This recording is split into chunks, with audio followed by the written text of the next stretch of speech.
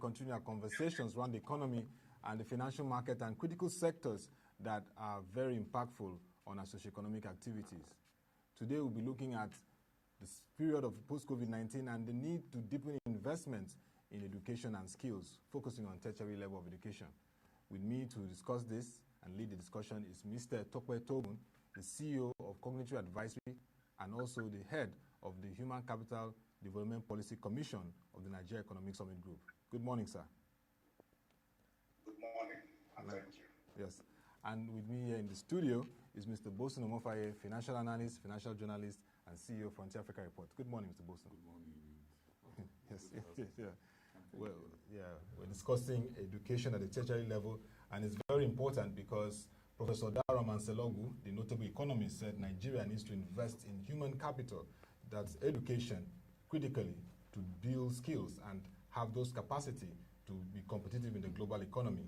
Also, Dr. Doyin Salami has also economist and also head of research, the chairman of the research team of the Nigerian Economic Summit Group.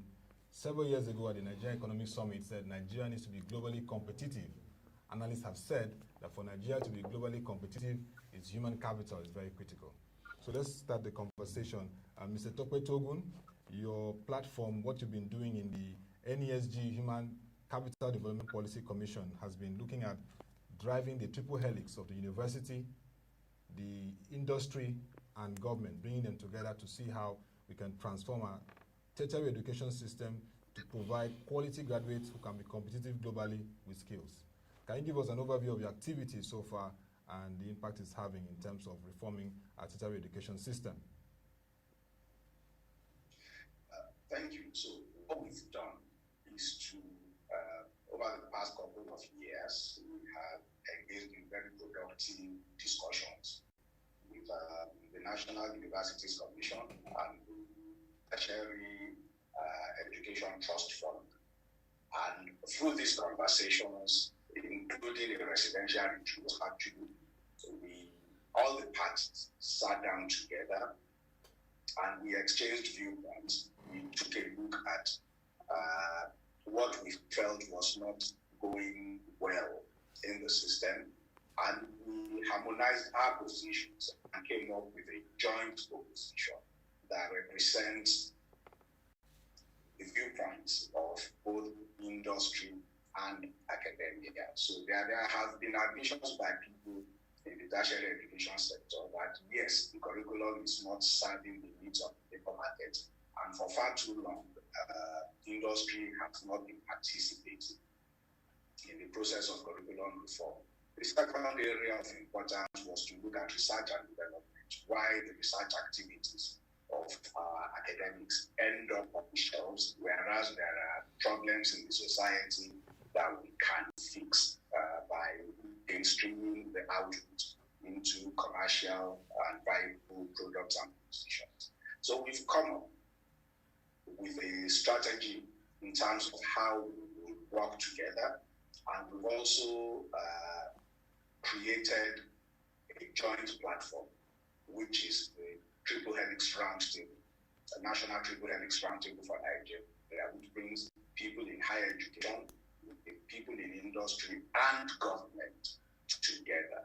Because when we keep referring to global competitiveness, until we bring these three parties together and each one is focusing on its own side of the issue, and we put collaboration into it, what results is innovation. And innovation is what really drives global competitiveness. And we now have our agenda quite set out.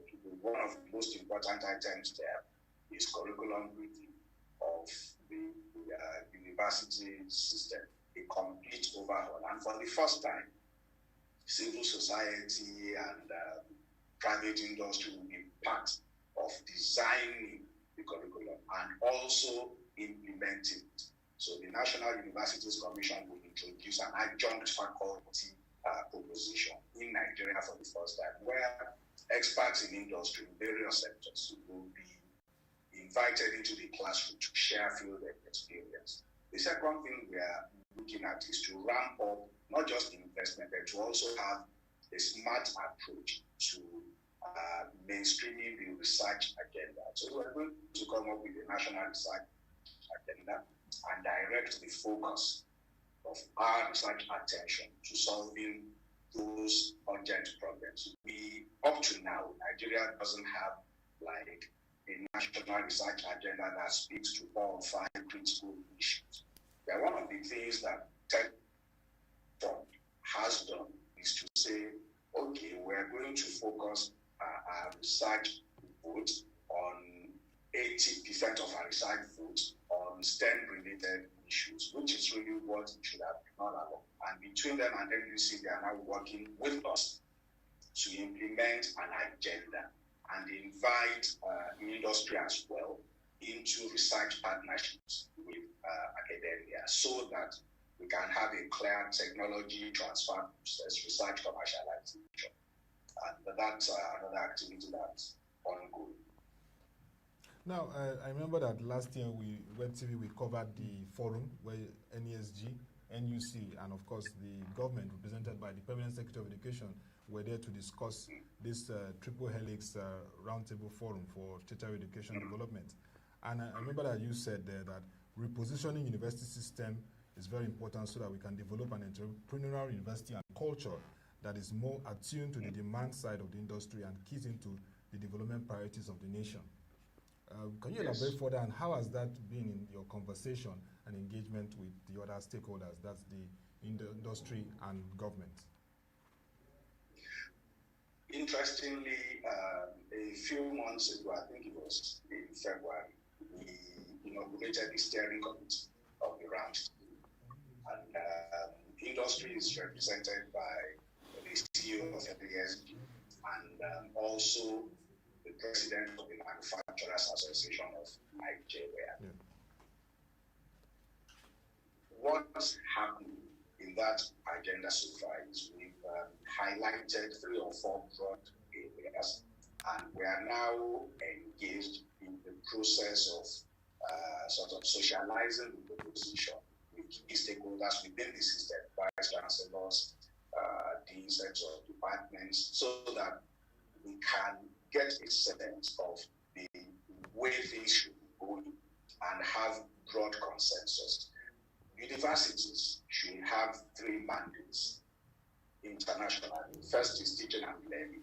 Second is research and development. And third is community engagement. So we have challenges with teaching and learning.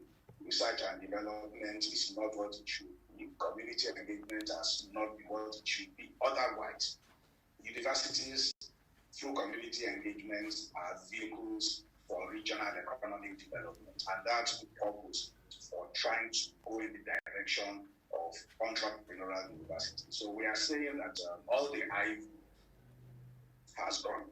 So we don't have, we have standards of learning, yes, but we no longer have IV powers. They've got to be connected to their immediate environment. And one of the things NUC is doing with our support is to now review completely onto the curriculum for entrepreneurship education and how we approach teaching undergraduates about entrepreneurship. That is the starting point to us trying to build entrepreneurial universities. Second is to leverage the Triple Helix platform to now begin the process of getting more engagements going at the regional levels between higher education institutions, SMEs in their communities, and large companies and such other activities. So for that to happen, we need to strengthen the system by reviewing the curriculum overall, by looking at career education and support services, and by deploying effective entrepreneurial education for the students. And I remember that you said reindustrialization will not happen except we deepen the quality of human capital, particularly the way we manage the university system, ensuring that it continues to drive our competitiveness. How is the Triple Helix platform also taking this aspect of reindustrialization into the mainstream of your reform agenda? how are we bringing the captains of industry? Yes, the issue of reindustrialization, it can't happen without having solid, robust human capital. And so in this triple helix platform, how is the issue of reindustrialization coming into the mainstream of the discourse in strategy and execution? Okay, so we are looking at the different nodes, such as membership of the NESG and entities like the Lagos Business Group. We, at the moment, are focusing on socializing the university system, which has been insular, so to say, for a long time, to become open to accepting the entry of people from industry. And we're also trying to set up the systems and the structures. For instance, NUC will most likely this year introduce a debt vice chancellorship role for research, innovation, enterprise, and advancement for universities. That role will specifically be responsible for cultivating engagements with industry, because it's got to be driven at a higher level. And also leveraging the platform of the NESG, we will be engaging with company executives when we've developed a framework for managing academia industry relations. And we've created a structure within the academic system. We will then be sort of engaging with leaders in different sectors to engage, so that we can begin to build the kind of skills that can help us to reindustrialize. It's not only human capital that will lead to reindustrialization. We also have challenges with infrastructure. But if we address both in tandem, and that's why government is important in that equation as well. Because when we are driving the agenda from the two sides, we're also able to say to government, here is the path we need to take in terms of policy support to make this go well. Industry has been acknowledged as the biggest creator of decent jobs globally. And the reason we don't have a lot of decent jobs in our economy is because we have been deindustrializing gradually, and we've been importing, which is more service-oriented and doesn't create a large number of job opportunities. So we've got to tackle both human capital and the infrastructure challenges at the same time. Okay. Well said. Initial thoughts of Mr. Tope Toogun on these issues around the triple helix platform, and also the need to ensure that if we're industrializing, human capital goes side by side with infrastructure. I'm so enthused by the things I'm hearing from him and what's been done from the private sector side, from NESG, in partnership with the NUC and others. I'm not too sure, and I blame myself if I haven't read much of this in the news. Yeah. I think it should make a lot headline news than it had been. So I wish more of what Mr. Toogun and the rest of his team are doing a lot more highlighted in the public space. I'm not too sure if the NUCs and others will highlight it that much, but I think the NESG should highlight it a lot more, because we'll create more awareness. Okay. I think one of the things that it will do is to give confidence, it will give hope to those who are students in the universities, those who are coming in as freshers, or those who are already in school. It will also help everyone to see that we have some level of silver lining moving forward in terms of our industrialization or manufacturing. And it's rightly put, I love the three pillars he spoke about, which is community engagement, R&D, research and development, then teaching and learning. And I'm happy, and I'm repeating that, and I'm not trying to patronize him and his team here. This is something that is really, really key. The question I want to ask is, how much of this engagement, sir, has involved the Ministry of industry, trade, and investment. Because talking to Man Nasima, that is good. But again, the Ministry of Industry, Trade, and Investment is the center of industrial manufacturing or industrialization of the country. That is the arrowhead agency, in my opinion. Has there been some engagement with the ministry or some of the agencies within the ministry with what your committee has been doing at the NESG? Excellent question. The lockdown has affected the pace at which we have been able to move. Engaging with the Ministry of Industry is a top priority. What we've done, however, in the interim is to open discussions with SMEDA. One of the critical challenges in Nigeria is that entities work in silos, and we try to sort of recreate everything from step 1 to step 10 instead of leveraging on what exists somewhere else.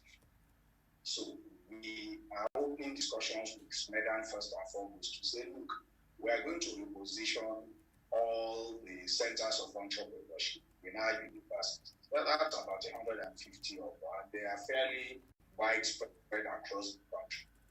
As part of community engagement, we will reposition them so that they are not only serving students, but they should be serving micro enterprises in their immediate communities. So we want to create one-stop shops where somebody in a rural village who runs a micro enterprise can have support in terms of access to government services, can have support in terms of plugging into a value chain. Because if we grow micro enterprises to become small enterprises, and we grow small enterprises to become medium enterprises, we deepen the pool of available job opportunities. So as part of that entrepreneurial university journey, remember this is a process. So we have to engage with the entire system. One of the things we want to do in the Ministry of Industry is to identify the locations of their industrial parks.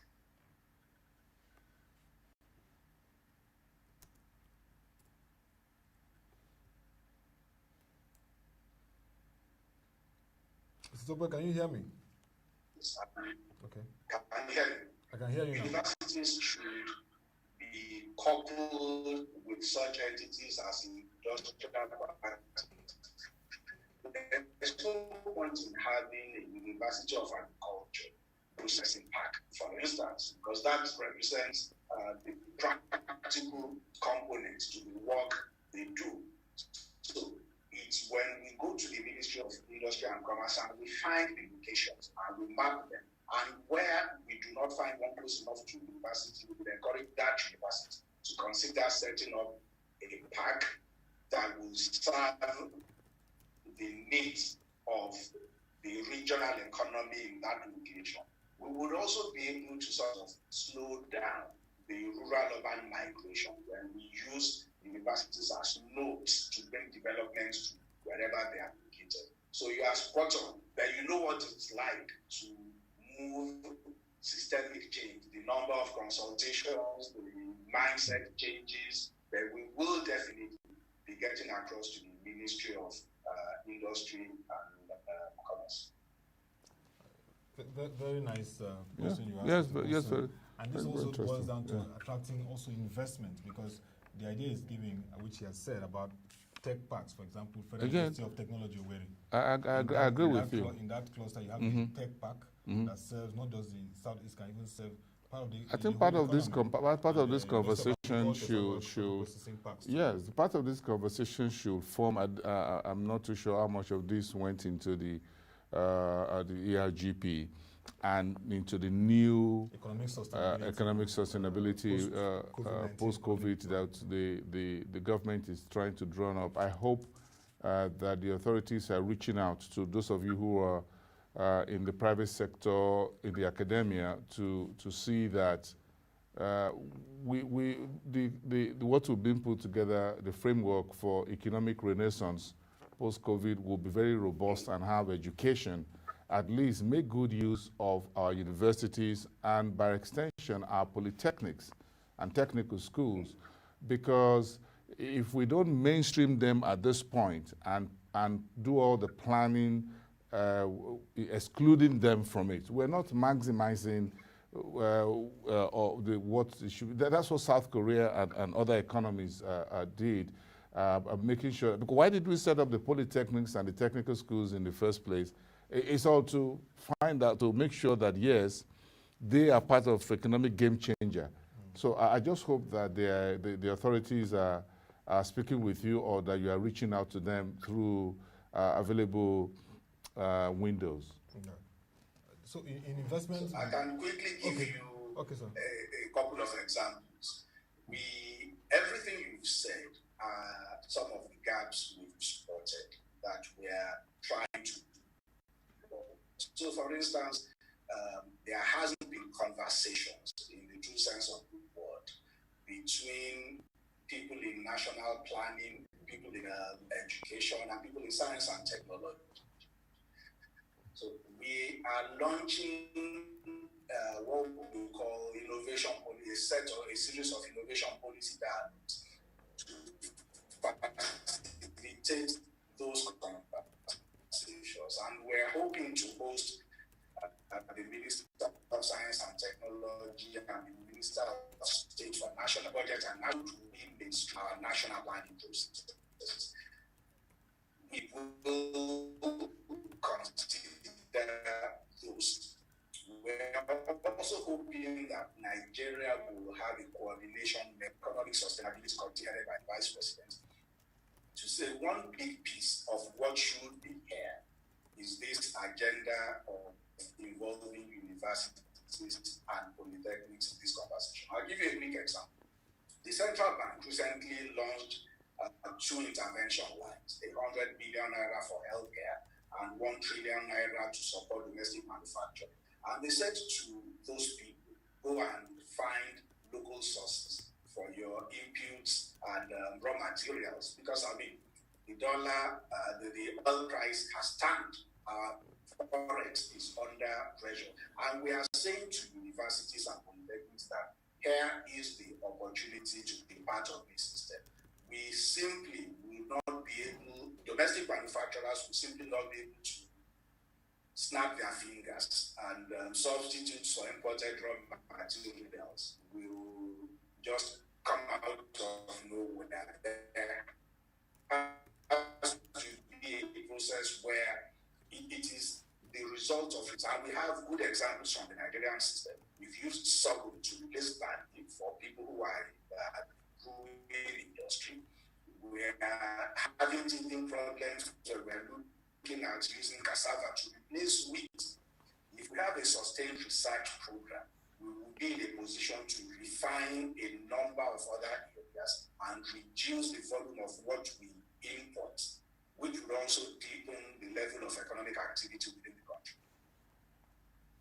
Now, let's look at the issue of investments, because investments is very key. I mean, when you look at all these countries, like you cited, Mr. Bolson, South Korea, Germany, US, the investments there, even the UK, solid investments, pipelines, venture capital, private equity, bringing investors to say, look, this is the plan we have.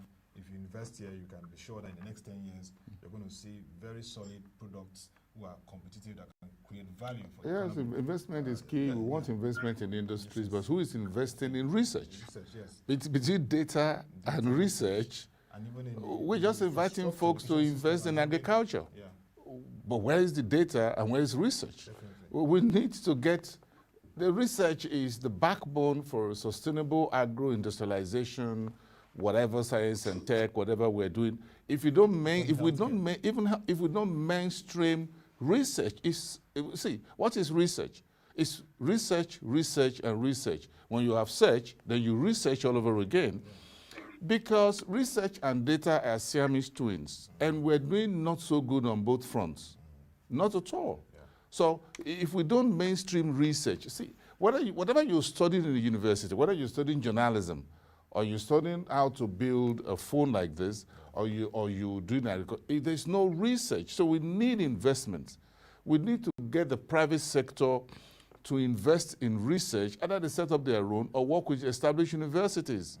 And some universities are trying their best. The number of professors we've had in this country, we can do far, far, far better in terms of research and research. You cannot over-research. You cannot. It's like staying healthy. Like some folks say you can't multivitamins, you can't overtake vitamins. Because you need vitamins all the way till you die. So the research is the vitamin of any economy. If we don't mainstream research in everything, I mean in virtually how to make shoes, to how to make pen, or how to produce even multivitamins itself. Because the world and our environment keep changing. And we're doing near zero when it comes to research. All our research institutes are at almost ground zero. So within the universities itself where we have established research centers, we should just do that. We have research, RMRDC, the raw materials, yes, we have the one, showed the... Education Research Development. Yes. NERDC. We have the one in the, yes, we have FIRO, then you have the one in the oil and gas, and what have you. But over the decades, we seem to be paying lip service to them.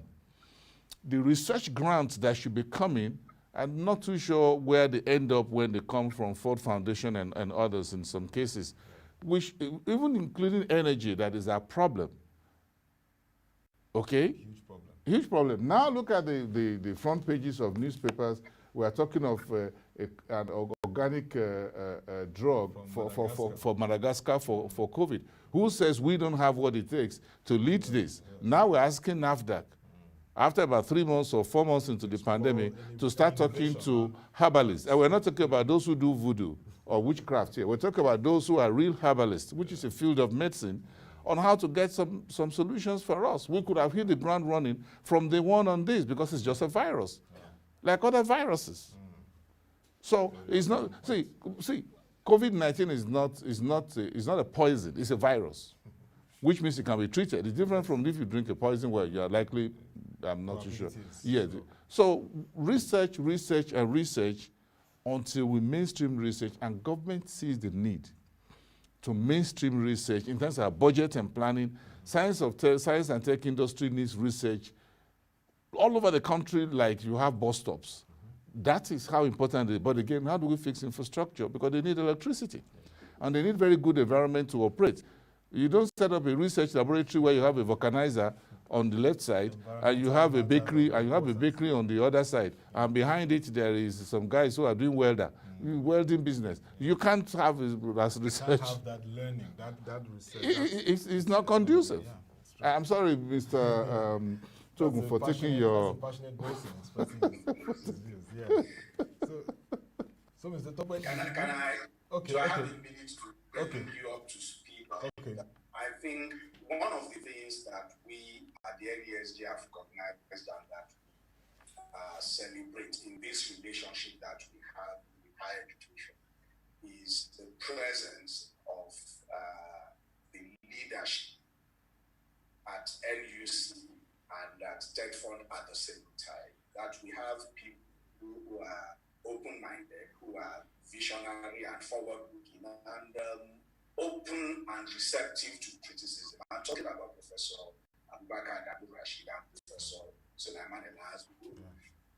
Professor Bogoro's mantra, since he came back to TechFund last year, has been to deepen the quality of research. And TechFund progressively has been doing things in that regard. So researchers, academic researchers have been sent on training. Infrastructure for research is being sort of prioritized, and all universities have been mandated to set up directorates of research and development. It may take a bit of time for the results to sort of show, but I think they are heading in the right direction, and that's all industry needs to see before they start coming. And I believe that I know that progressively as well, they've been increasing the budget allocation to funding research projects. So the person is right, but what is being done in that regard by the two agencies? Yeah, Mr. Tope, therefore it is imperative to see that we deepen that pipeline for investment in education, tertiary. I mean, particularly, for example, Bosun is well versed in the financial and capital market. What about looking at things like education bonds? I mean, things like the capital market can really even connect with and say, this is an agenda we can tie into it 10, 20 years. This is how we want our research in various universities or key universities we identified that will drive us. If we did a green bond, then we can do bonds that captures research in various fields. Yes. We've talked so much about agriculture, and I'll keep going back to it, and agro-industrialization. I'm not sure we did more. We've talked so much of research, even with the agri space. So each time we talk about agriculture is how to support farmers and support processors and those who are in the logistics. Oftentimes, research is missing in that conversation. Which leads to innovation. Which exactly helps the farmers know the better type of soil, the better type of crop, the better type of these, pesticides, what have you, what you need with warehousing and storage and all of that, and when it comes to other issues. So research seems to always get missing when we're writing the scripts, policy scripts, I mean. So I think we need to include that in it. I'm happy that the central bank is adding research to the pharmaceuticals, hospitals, and diagnostics with it because of this COVID. But it should go beyond the healthcare to include agri and important in terms of universities, because if a single university can give you research for agro products, can give you for healthcare, can give you into agri energy, research into energy, whether it's biofuel or whatever, and you can do a lot with the universities like the Togo says, they just have to be the ivory towers. Yes. Universities are like a nuclear bomb. There's not almost anything you want to do that you cannot do within universities if they are well positioned, well nurtured, well incentivized, well protected, and given the rightful place in our economic discourse. We've done education funding, whatever, for so long, thinking them that it's all about going to the classrooms to read books. Educations are part of our economic value chain. They are part of everything that is us. That is why if you look at the Greek Empire and the Roman Empire and other empires, including Britain, education is the most important thing. Folks they're not just reading for the sake of reading, but being able to do research. Whether it is for road construction or it is for building light manufacturing equipment and what have you, it's just the lifeblood of everything, from life to death. It's research. Very important. That's why when someone dies, you still do what do you call it? You do an autopsy. It's all about research to find out how can we prevent this, what killed this individual or whatever. So from life to death, research is at both ends and in the middle. So very, very, very, very important. We need to begin to let research be at the heart of our socioeconomic planning. We shouldn't just think about how to throw money through whatever means into everything, but how do we, part of that money should go into those who are in research. And that's very key, and those are my thoughts. So one quick comment on the issue of investment in education. We think it's a two-way street. Okay. Yes, we know there is need to have more resources going in there. Yes, there is need to encourage private sector players to invest, but we also want to have a lot more accountability coming from the higher education sector. We need to agree on an agenda on improving governance systems and things like that, because funding will flow, and it is even more imperative and important now at a time when resources are going to be tight and stretched, while we also look at the governance systems and we ensure that accountability at institutional levels is improved. I needed to say that from the private sector perspective, so that it's not, we've had very frank conversations, and I believe that the leadership of the agencies who work are in agreement on the and as we speak, they are also working on putting some policy reforms together that will assist in that direction. Mr. Tope Toogun, what would you like to see happen more beyond this, your activity? I mean, you guys, you people are doing a great work there, but going forward post-COVID-19, like many have said, it's an opportunity to reset Nigeria's economy. It's also an opportunity to really reset our higher education, and of course, we see the reform work through the Triple Helix platform.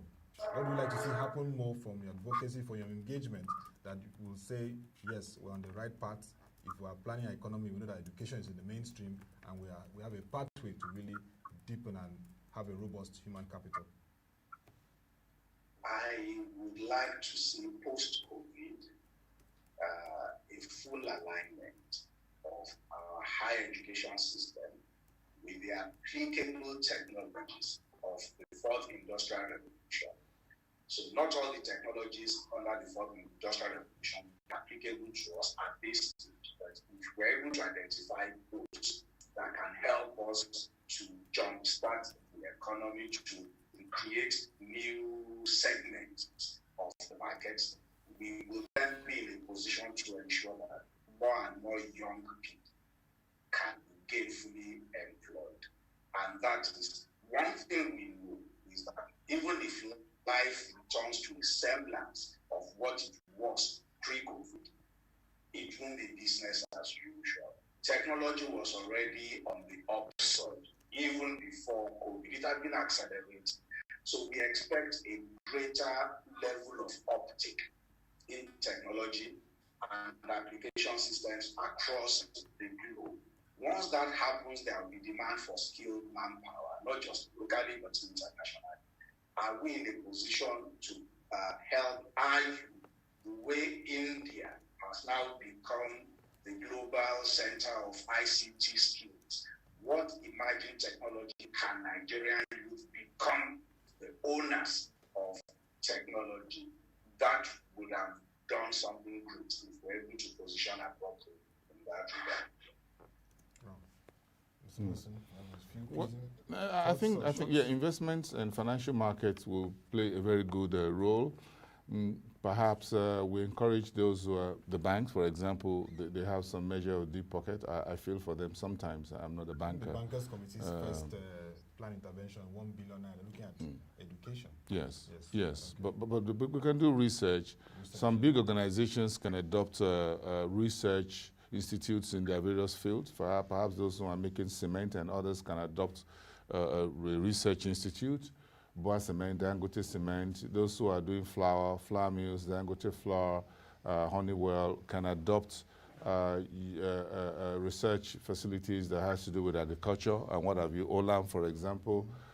Those who are in the field of energy can do the same. So we can have industries or companies that adopt Nemeth, May and Baker, and the rest of them. Yeah, pharmaceuticals, Fitson Pharmaceuticals can work and put some of their revenue or income, whatever profit, into FIRO and NAFDAC laboratories or whatever, or in the universities, so that all in all we can begin to see some real good change. I think that should also be part of their corporate social responsibility, as it were, but not just in terms of just giving bags of rice. That's needed, but again, on a more sustainable basis, will create more jobs. Some of the students and folks who are in unemployment today are students of research, either in the food research or food science or whatever, but because there's nowhere for them to practice what they've learned. So I think the corporate world, government should find a way to incentivize the corporate entities to adopt, even those who are not in those fields, insurance companies and others can adopt. Yes, actuaries. Yes, they can. Financial yes, studies. Yes, they can put some of their CSR whatever funds into research institutes or research laboratories within universities, and they shouldn't just go to the private universities, please. They should try more of the public universities. Yes, that's a lot much bigger. So they shouldn't just go through their and that's a fact. They shouldn't go to private universities. They should just please go to the public federal universities, state universities. That is where the real polytechnics. That is where the real work is. That's why you have the critical mass people. Those who can afford the 1.5 million per semester or 5 million per semester, I think they should just take care of themselves for now. Those are my thoughts. I'm sorry. Inclusive. Yeah, it has to be inclusive, but public. Yeah. It's public. Yes.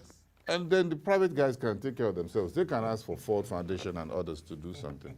But public universities and polytechnics. My thoughts. Mr. Toogun, thank you very much. Yeah, thank you it's very nice much, Mr. Tope Toogun, CEO, Cognity Advisory and Head of Human Capital Development Policy Commission, Nigerian Economic Summit Group.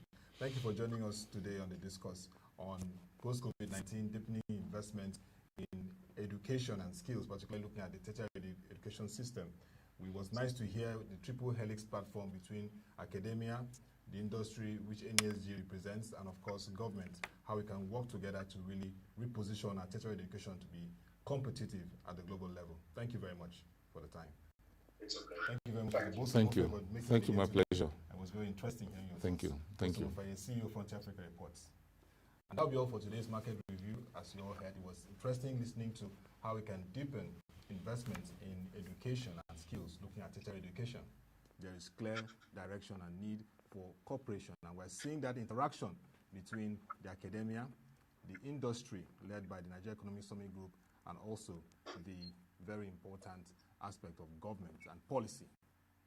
We'll continue this conversation tomorrow in Market Review, and it was also nice having Mr. Tope Toogun, the CEO of Cognity Advisory, today, and he's also the head of the Nigerian Economic Summit Group Human Development, Capital Development Commission.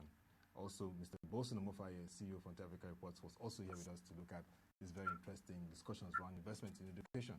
We'll still look at education again in some other discourse because it's very important to mainstream it in economic and national planning. Log on to our website, www.proshareng.com, to get news, videos, analysis, and stories that relates to the economy, financial markets, which is very important at this time. Also see how COVID-19 is impacting the global and Nigerian economy. Corona Central Watch, a very incisive platform, has been launched by ProShare, where it gives you the tracker from the world, national to state levels of how this pandemic is impacting these levels. Log on to www.proshareng.com/COVID-19 to get all those analysis you need. Till we come your way again, thank you for watching. Have a nice day and stay safe.